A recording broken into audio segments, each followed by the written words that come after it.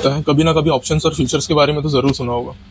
Options और futures जो कि बहुत कॉन्ट्राडिक्टरी भी और बहुत सिमिलरिटी भी चीज़ है, जो कि समझना उतना ही आसान है जितना हार्ड। तो सिंपल लैंग्वेज में अगर मैं बताऊं कि ऑप्शंस ट्रेडिंग होता क्या है और फ्यूचर क्या होता है, देखिए फ्यूचर उन्हीं के लिए है जिनके पास अच्छा खासा कैपिटल हो, आई मीन जिनके पास 1 से 2 लाख हो या फिर 3 लाख हो या उससे ज़्यादा हो, क्योंकि फ्यूचर्स में हमें होल्ड करना पड़ता है एंड दे रिक्वायर या ह्यूज कैपिटल।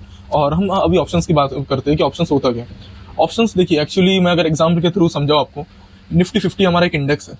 अब निफ्टी 50 में 50 कंपनियां जो कि अपने इंडिया का टॉप कंपनी उसमें लिस्टेड है। फॉर एग्जाम्पल रिलायंस, टीसीएस, जितनी भी कंपनी है, आप उसको बास्केट की तरह देखो कि एक फ्रूट में बास्केट है जो अलग अलग फल है, 50 अलग अलग फल।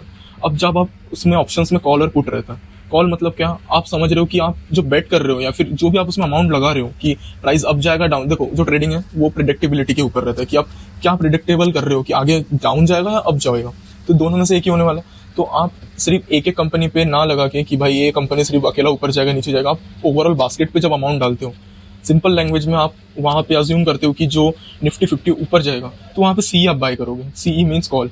और आपको अगर लगता है पूरा बास्केट नीचे जाएगा, बास्केट का मतलब निफ्टी 50 जिसमें 50 लिस्टेड कंपनी टॉप इंडिया की, अगर आप पुट लगाते हो तो इसका मतलब कि आप अज्यूम कर रहे हो कि price with in this strike price के बाद ये मार्केट डाउन जाने वाला है। तो सिंपल लैंग्वेज में कॉल मतलब अप, पुट मतलब डाउन। इसके आगे और करना मत भूलना। और ये तो मैं बेसिक आपको बताया कि कॉल पुट होता क्या है। इनफैक्ट आप अगर ऑप्शंस में घुसते हो तो आपको पता होगा इतने सारे ग्रीक लैंग्वेज रहते हैं, डेल्टा, थीटा, गामा, वेगा, बहुत कुछ, जो कि आगे हम देखेंगे। तब तक के लिए बाय बाय।